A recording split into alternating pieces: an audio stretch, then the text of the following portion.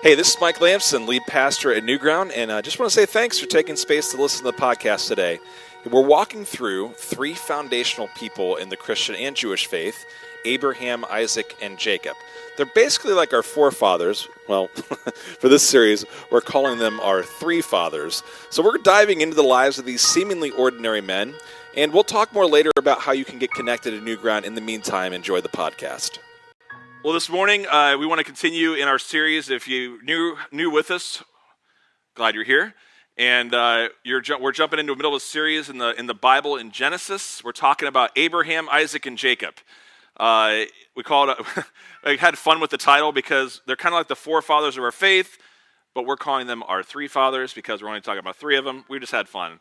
Plus, it's Lego heads. I mean, come on. So we're having a little fun, and we're going to actually start talking about Jacob today. So we'll start 3 weeks talking about Jacob, which is probably one of the most fascinating dudes in the entire Bible. So we'll have a lot of fun with that today. Before we dive in, I want to tell you a story.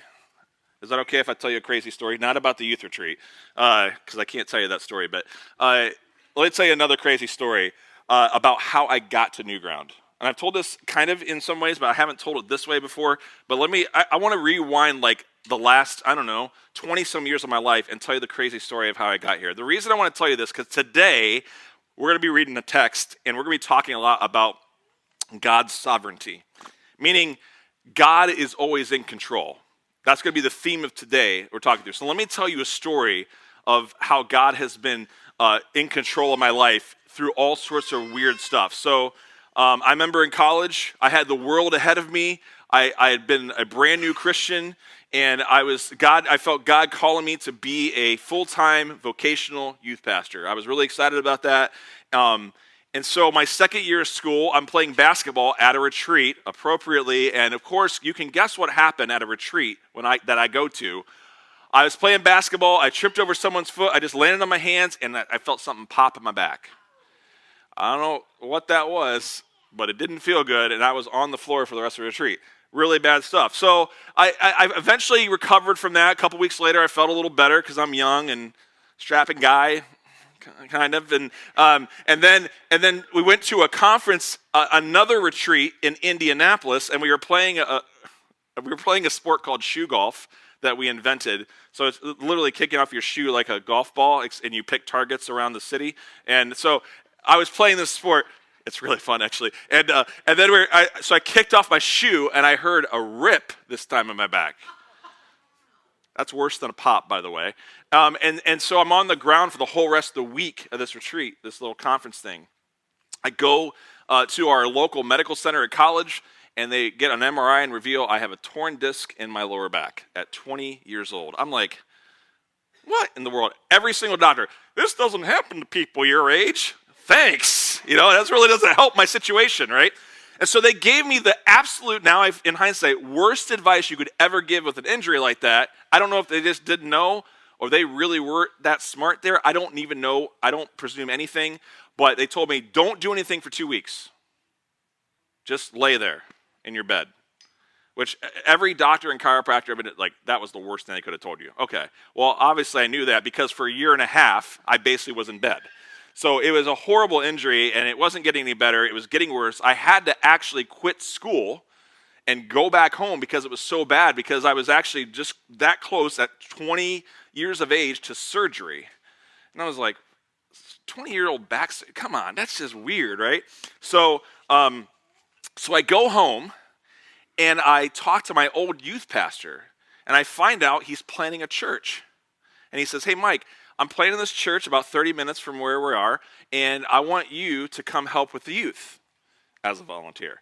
I'm like, okay. So I said, yes, of course. I mean, I love my youth pastor. He was a really cool guy. He really invested in me, and so I'm like, yeah, sure, I'll do it. 30 minutes away, not a big deal of a drive.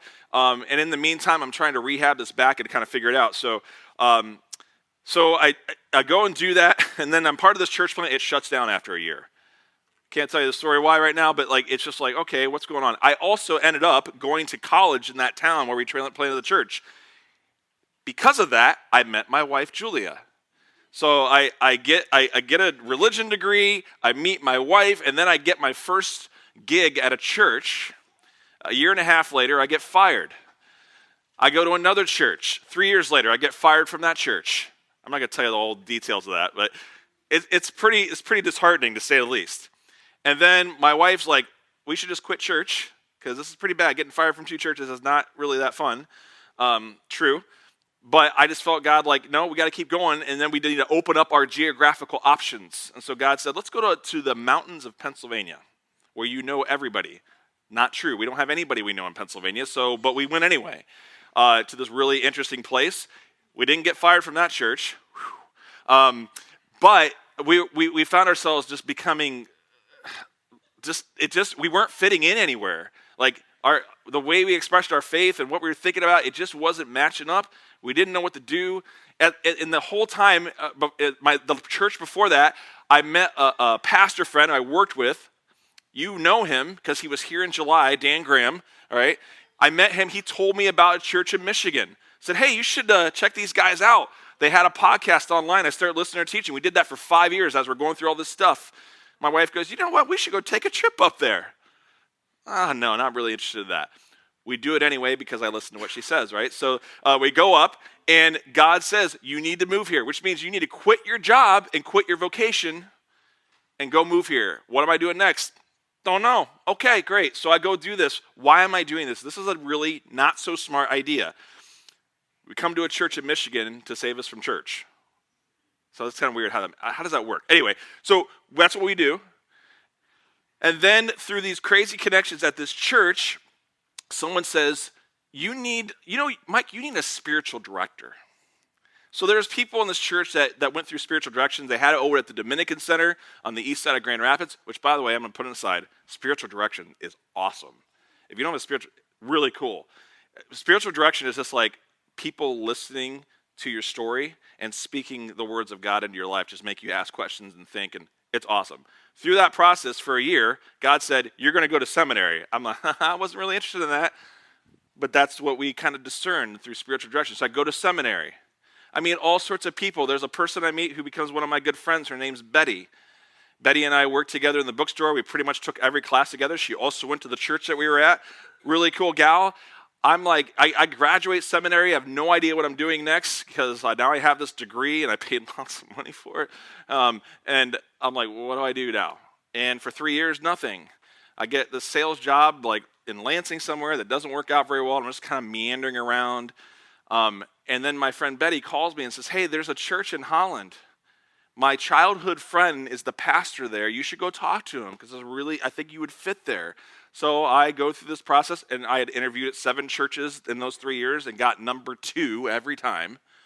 I was like, what is wrong with this world, right? So then I call this church, and then I get the job. So I'm at this church with Betty's childhood friend pastor. In the midst of this process, I feel God like, hey, a call to ordination in the RCA. I'm like, oh, and I've been 20 years searching for this, and like, well, maybe this is where I can finally place roots down or something. So I go through that process. In that process, my friend Dan, who you met, moved back to Michigan 2 minutes from where we live, down the street. We haven't seen him in like over a decade, Reconnect, wonderful. We have great conversations. Find out he's a church planning trainer, right? He knows a guy. His name's Doug McClintock. He says, have you met Doug McClintock? I'm like, no, he's in the RCA. You should know him. Nope, I don't know who he is. You should talk. He introduces me to Doug McClintock. Doug McClintock and I start having lunch together like once every other month for like a year.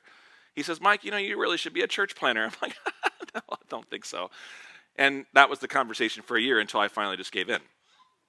And he goes, and the last conversation we had, hey, Mike, there's this church I have in mind for you. If you're up to like actually making the decision to consider other options, you should do it.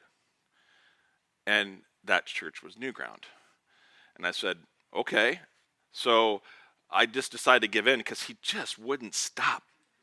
Gosh, him and my wife both. This is crazy. So like, do this, right? So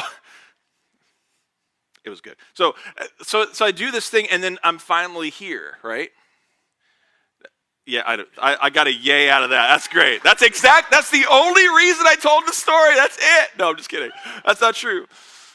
Although secretly inside, I probably admit that's probably true in some way. So, but that said, I told you that's a quick, broad brush of that story. But I didn't tell you about all the mistakes that I made. I didn't tell you about all the ways that people treated me horribly. I didn't tell you all the ways that I treated other people horribly and the decisions I made and the decisions they made. But in hindsight, as you look back, can you really make that up? I mean, if I had to dream 20 years ago of where I would be 20 years from now and say, yep, this is where I'm going to be. I'm going to be in a church plant actually being a lead pastor, which was like way far off the radar. Like I said before here, that's a grown-up job. Really not interested. So like, no way I would have signed up for that. And here's this crazy weaving, and I went through all this pain. I got fired from 2 churches, and here I am. And I'm like, who can make that up? Friends, that is just one example of God's sovereignty, they say. God being in control. I tell you that story for a reason, because I think the text today is one of those types of stories. It's a story that is just confusing. And you know this story well. We're going to read it.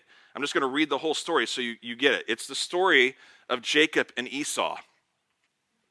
They're brothers. All right, the sons of Isaac. So now we're following, right? Abraham, Isaac, and now Jacob and Esau. They're twins.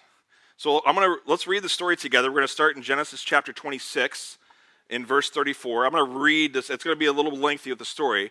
So today's going to be a little different. I'm not going to I'll dive into some, I want to dive into some context with this.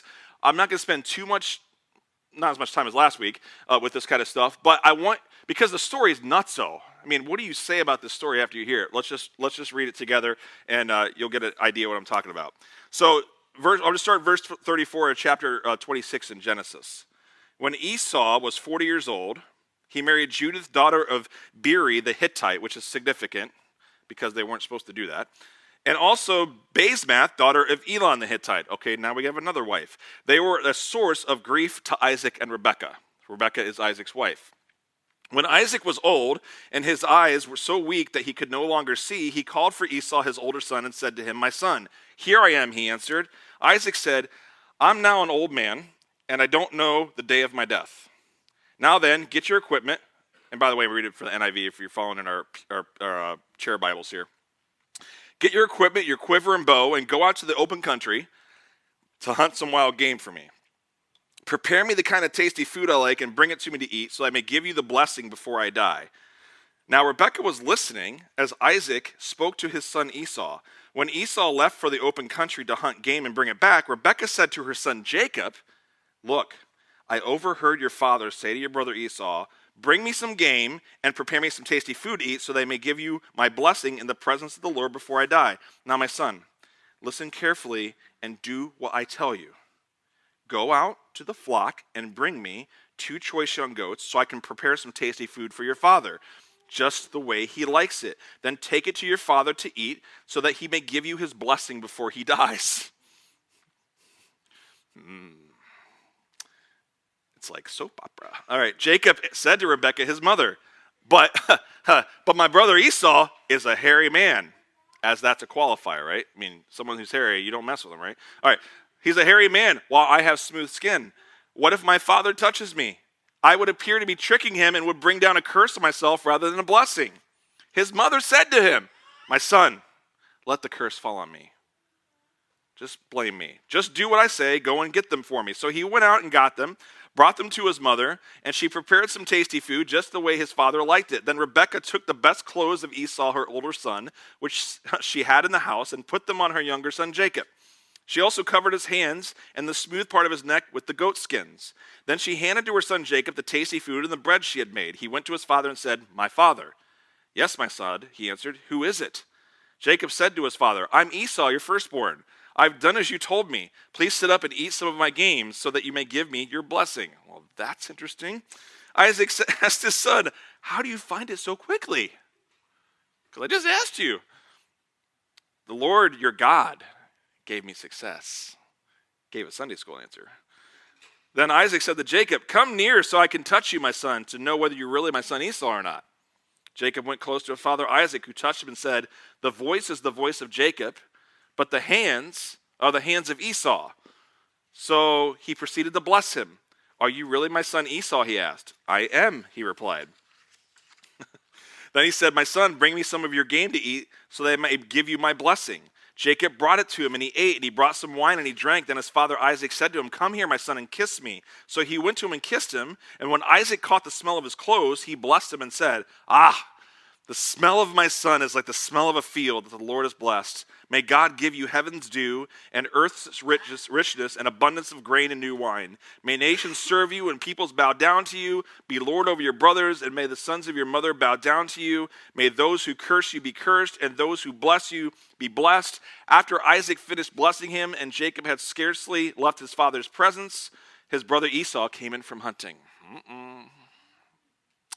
He too prepared some tasty food and brought it to his father. And he said to him, my father, please sit up and eat some of my game so you may give me your blessing. Father Isaac asked him, who are you? I'm your son, he answered, your firstborn Esau.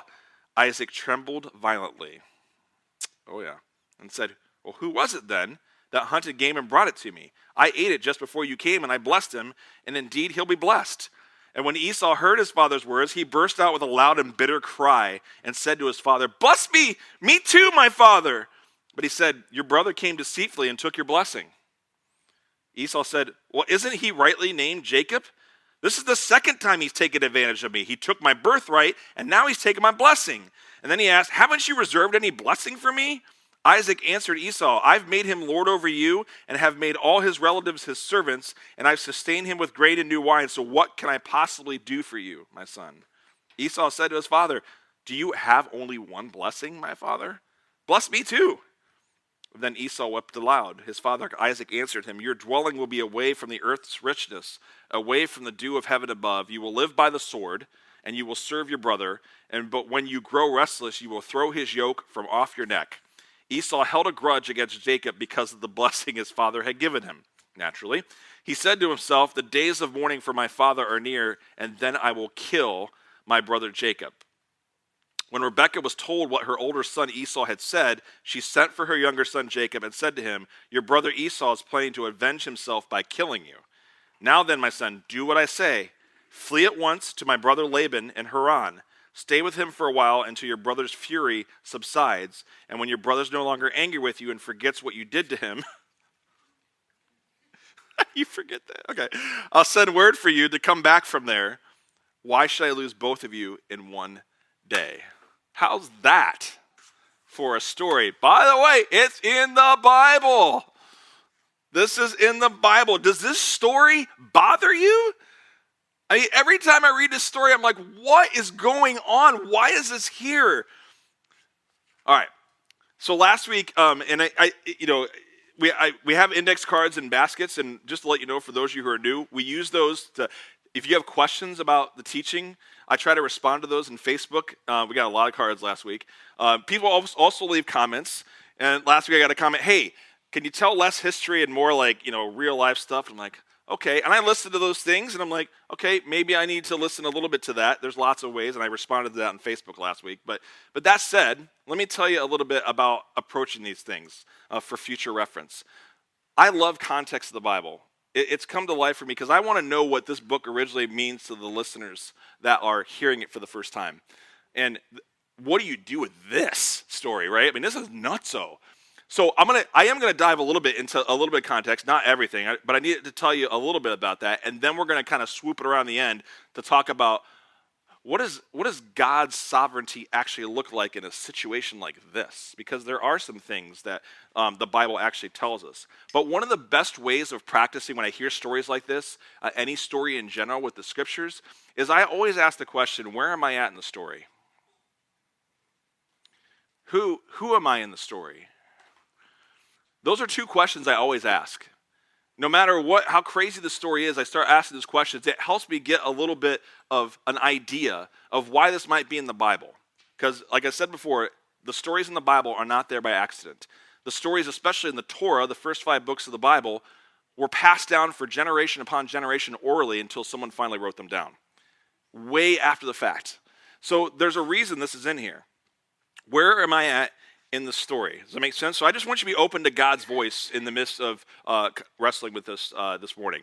So Jacob steals the birthright, which we didn't talk about. We're going to come back. We're going to actually go back to that a little bit and talk about that for a while because that's important. Steals a birthright and this story, the blessing from his older brother Esau. I'm just recapping. Rebekah helps him do it, Isaac's wife.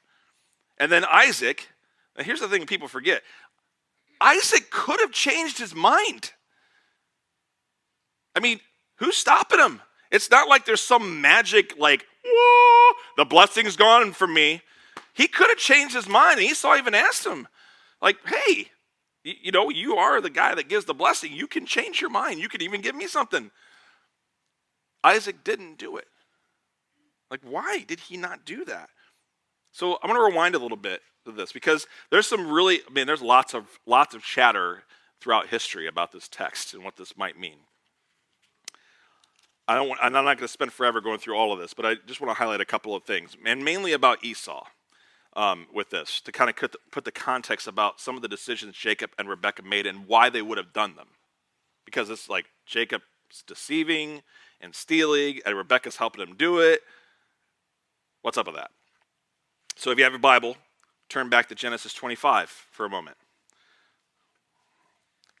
There's a conversation that God has with Rebekah. Genesis 25, verse 19. Let's see, I'm looking here at the right one. Yep. This is the account of the family line of Abraham's son Isaac. Abraham became the father of Isaac, and Isaac was 40 years old when he married Rebekah, daughter of Bethuel, the Aramean, from Paddan Aram, and sister of Laban, the Aramean. Isaac prayed to the Lord on behalf of his wife because she was childless. Does that sound familiar? So there's always, you got a similarity to Abraham and Sarah, right? Sarah was also childless. She was barren because she was old. I mean, she was really old, right? But there's a similar line here, right? The Lord answered his prayer, and his wife Rebekah became pregnant. The babies jostled each other within her, and she said, "Why is this happening to me? Why are they kicking around so much?" So she went to inquire of the Lord. Verse 23, the Lord said to her, "Two nations are in your womb, and two peoples from within you will be separated. One people will be stronger than the other, and the older will serve the younger." And when the time came for her to give birth, there were twin boys in her womb. The first to come out was red. His whole body was like a hairy garment, so they named him Esau. So God tells her, hey, you're going to have twins, and the younger one is going to serve the older. Now I'm like, okay, whatever. But here's the problem with that. The birthright, we got to talk about the birthright and what this means, because this is important in understanding about the birthright. The birthright was the father's inheritance.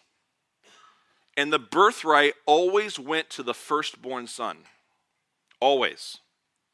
That's just how it works. It goes to the firstborn son. And so when God told Rebekah, hey, the younger is going to serve the older, what God was saying to her was, the birthright's going to go through your younger son and not your older. So now there's an exception, which really puts her in an awkward situation. And here's the thing that happens. She doesn't tell anyone about what God said to her for 40 years. She holds on to the secret. And then Esau encounters Jacob. We're not going to take a deep dive into it in the story about the birthright, right? And I kind of identify with Esau in this part of the story because it says he's really hungry. He's a hunter. I mean, he loves to kill things. He's a hunter. He just loves it. I mean, all sorts of commentators, all sorts of chatter about Esau is just that kind of dude. And he gets really hungry after hunting. And Jacob's the kind of guy that stays at home. And so he cooks him up I'll cook you up a nice meal. They have this conversation, and he's really hungry. And he's like, yes, I want some food. And Jacob says, sell me your birthright, and I'll give you the food. That sounds really, that's like conniving little brother. By the way, Jacob's name, one of his meanings means deceiver. There you go. That's fun. So Esau agrees and sells his birthright for some food. Which, like, why is that significant? Because the birthright is your father's estate, but it's more than that. It's not just your father's estate. It also carries that you are the family priest. You are the person that holds the spiritual legacy of your family. You are responsible for the legacy of your family with the birthright. So Esau sold it for food. Spiritual legacy, my father's inheritance for a bowl of stew. And there's all sorts of chatter about that. Like, what's that all about? What does that mean? Remember last week we talked about the writers of Genesis put stories in there way after the fact. So there's some line, there's some thread here that's going on. So let me help you a little bit. Turn in your Bible to Hebrews, it's the New Testament, chapter 12, because there's a verse in Hebrews that mentions this story to give you an idea what people are saying about this story. Hebrews chapter 12, we're going to look at verse 16. We'll have it on the screen as well. Listen to what the text says about Esau in this moment. The writer of Hebrews says that he's given a bunch of commands in this chapter to the people who are listening. He says, see that no one is sexually immoral or is godless like Esau, who for a single meal sold his inheritance rights as oldest son. So now you understand the chatter. Like the view of Esau in all the tradition is that he's godless. I mean, he doesn't give a rip about God at all. He just wants to go hunt things. So of course he's going to sell his birthright, because why would he care about the spiritual legacy of his family? That's the chatter. That is literally what follows Esau. But he's supposed to carry the legacy because he's firstborn. He's not doing it. What's really interesting is you look at the rest of the Old Testament. If you start following the line of Esau throughout the rest of the Hebrew Bible, and look at Esau's descendants, which is a big deal in the Hebrew Bible. Descendants matter, right? The descendants of Esau become the Edomites. The Edomites, I'm not going to bore you too many details, become the Amalekites, who end up attacking Israel in the book of Exodus. Later in the story, King Saul of Israel, the first king, wants to punish the king Agag, who's the king of the Amalekites, descendants of Esau, and he doesn't do it. God tells him to do this. Hey, you should punish them because they're not being really nice. And he doesn't do it. And because he doesn't do it, what happens is the Amalekites become the evil plotter of the entire book of Esther when they're in exile. And the man Haman, if you're familiar with the story of Esther, Haman, who said about him, all Jews, young and old, women and children, in one day need to be done for good. Like genocide. Haman is the descendant of Esau. And because King Saul decided not to punish the Amalekites, this ends up happening. And if I tell you about the story of Esther, some of you are familiar with the story of Esther. Esther literally saves the entire nation of Israel. By the way, a woman does that. I'm just going to let you know that. Okay. That's another sermon. All right. So she does. So there's all sorts of like waves and threads and stuff. And you're like, okay, hopefully you're not getting too confused yet, but just keep following me for a second. This is all important. Every Jewish interpreter, every scholar, commentator, ancient and contemporary, when they talk about Esau, like every single one of them is like, the dude is godless. So what would have happened if he actually got the birthright and blessing? We don't know. It's speculation. Who knows? I mean, God can do whatever he wants, right? We're talking about sovereignty and being in control, but like, as the story goes, it's like, what? A person who just doesn't give a rip. And that's not the picture they paint of Jacob, believe it or not. We're going to talk about Jacob for the next 2 weeks, so you'll get that picture as we talk about it. But, so there's kind of like, it's almost like the writer of Genesis wants to tell you, this is how it was supposed to happen. That does not sit well with me. This is the Bible we're talking about, right? What is this? What does this mean?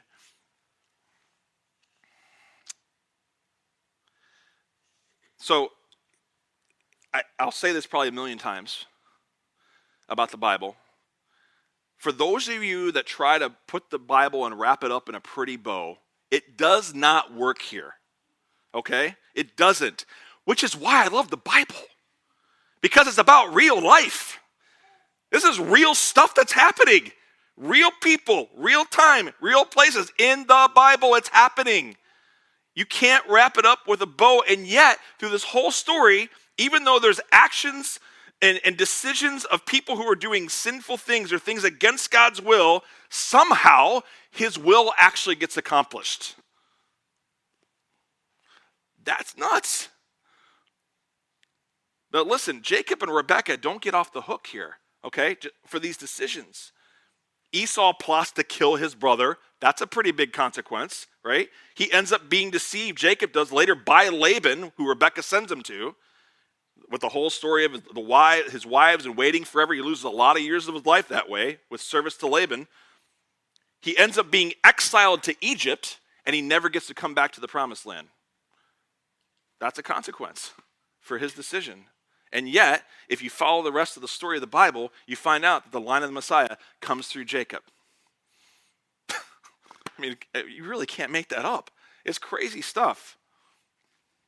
So you might have a billion questions. You might get confused by all those details. But let me talk about God being in control for a moment. That might give you some words of encouragement.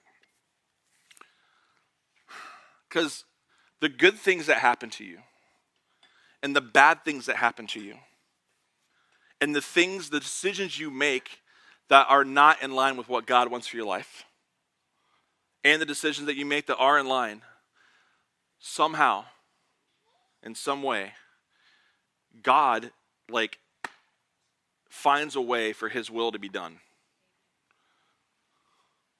Like I told you that crazy story, right, at the beginning? I mean, I couldn't make that up. If I tried to make that up, I would not come close to that story. And I will acknowledge, God really was in control, even through horrible decisions, even through very painful things that people had done to us, even painful things that I said to other people. All that stuff, God worked it out for his honor. So let's think about it with New Ground. Some of you are new or not familiar with some of the story of New Ground. Let me just I've only been here 9 months, so let me show you just the things I've observed in light of this with New Ground. Those of you who've been here long enough, you know what you've been through. It's been a really like a roller coaster ride, right? Think of the circumstances that we've been through here to where we are right now at this moment. It's not tied up in a pretty bow, right? But to be where we are, amidst all the pain, even through people's mistakes, even through great decisions that people have made, even through people who have stepped up in the midst of transition, even through people's sinful choices, even through the great choices, God is big enough to somehow accomplish what he wants done. That's why I love Isaiah 55, 8 and 9. I mean, it's a verse we quote a lot, but it's so true. My thoughts are not your thoughts, God says. Neither are your ways my ways, declares the Lord. As the heavens are higher than the earth, so are my ways higher than your ways, and my thoughts than your thoughts. If you even if you try to understand how God thinks about everything, you're gonna get either really angry because you can't figure it out. You're gonna get confused, or you're gonna get frustrated. Because I read a story like this and this is not the way I would do things. But God allowed this to happen, and it's almost like the Bible suggests that this is how it's supposed to happen. And I'm like, I don't get that. That doesn't sit well for me. It's not a pretty bow. How many of you have ever gone through something extremely difficult? Whether it's something you caused or something that's happened to you, and some of you may be doing this might be happening right now. Or you've had these many, and for me it's many. And when you come out on the other end of this, because eventually there will be a time where that ends. How many of you would say that you're either closer to Jesus because of it, or that you feel like you've grown in your faith, your character's improved, something like that? Would anybody have that story to share? Okay, I'm looking around the room. There's a few hands. So my question about that, why does it have to happen that way? Why did God have us get fired from my first two churches?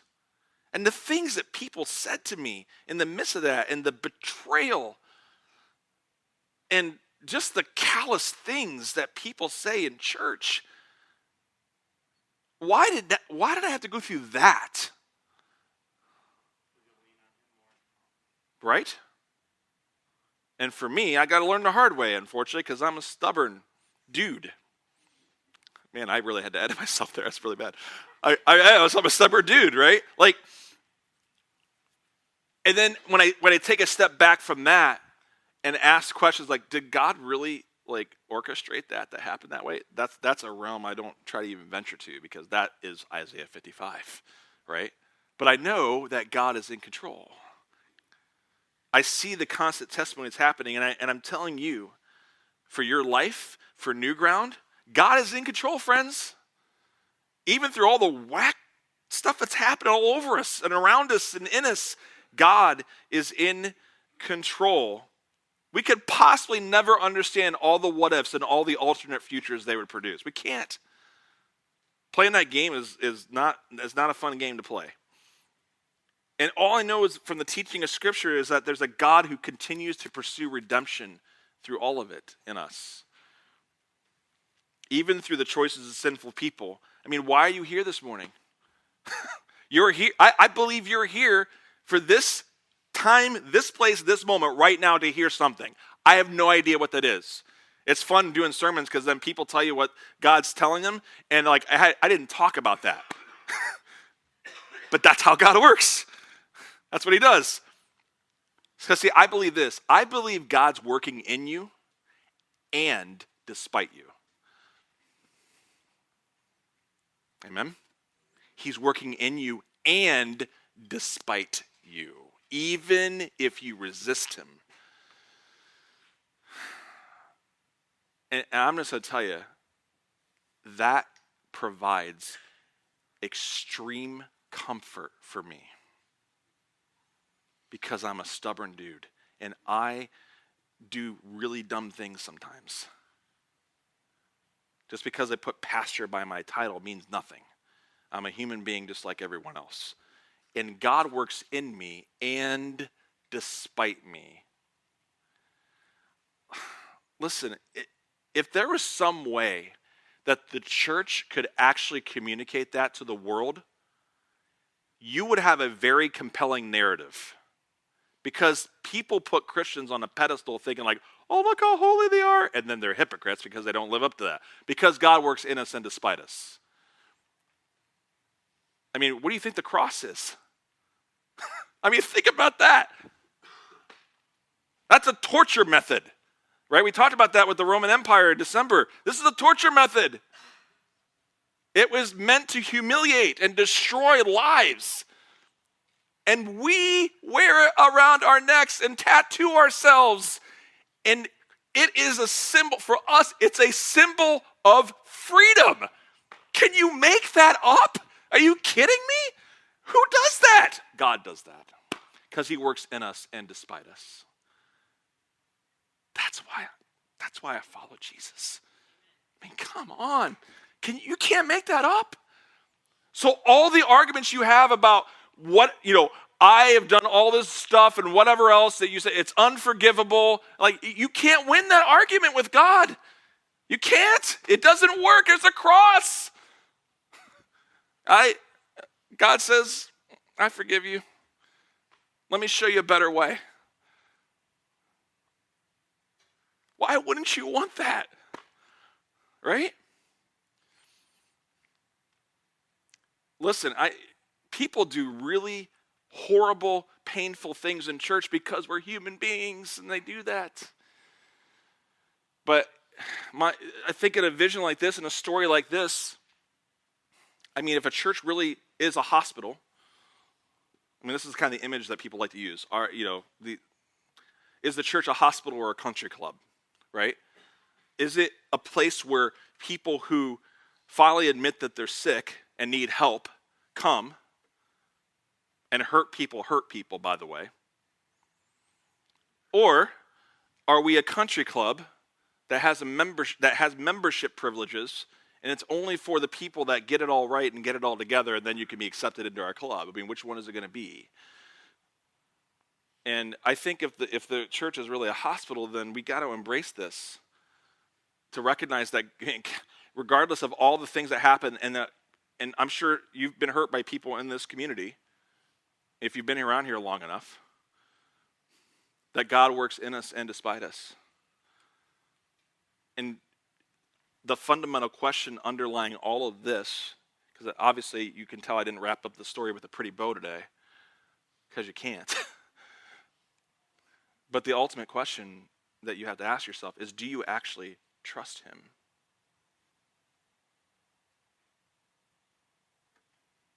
I mean, that's what it comes down to, doesn't it? Do you trust him? And that is the length that he will go for you. The length that he will go is to deal with Esau, who doesn't give a rip about God. I mean, this is the line of the Messiah we're talking about in history. Like, it's a big deal to the writers of the Bible. To Jacob and Rebekah actually coming up with a plan to deceive and lie. And yet somehow God works through that to bring about the line of the Messiah. And now you're sitting here. You can't make it up. Not a pretty bow. But the invitation for us is, do we trust him in the midst of it? Friends, and that's why, for me, I'm a big fan of Reformed theology, because Reformed theology really talks about God being in control and saying, look, if you try to even figure out how that's supposed to work, you can't go there because you're not God. I love Reformed theology for that. I need it. I do. I need that. And the lengths that he will go for you. And look what he did with this story. I mean, if you read the rest of the Bible, it's crazy beautiful. You can't make it up. Even people made horrible decisions. King Saul not punishing Agag, who births Haman, who literally wants to kill all the Jews that exist. And Esther, in this amazing story of redemption that we sing. We couldn't tell a story otherwise. I don't try to figure out all the causality of stuff, but it works because God is in control and he works in us and despite us. And will you trust him? That's the trust that you can put in him. He's got your back. Let's pray. God,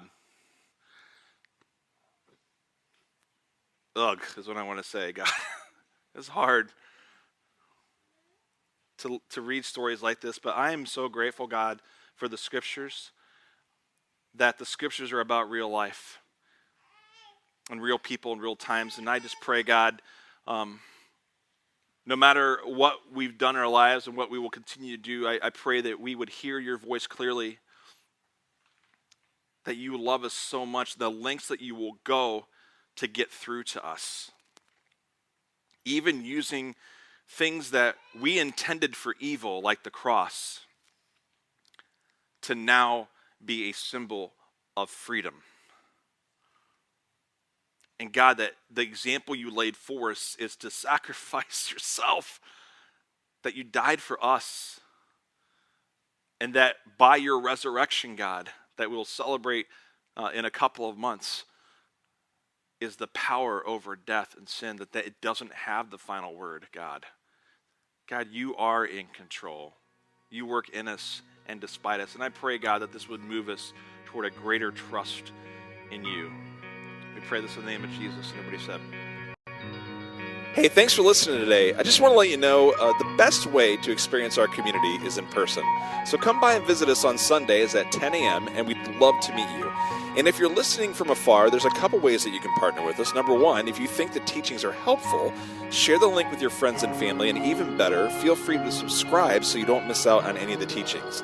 The other way that you can get involved with us is by being a financial partner. You can go to our website at newgroundchurch.org/give, and you can donate online, or you can text the word GIVE at 616-323-9515.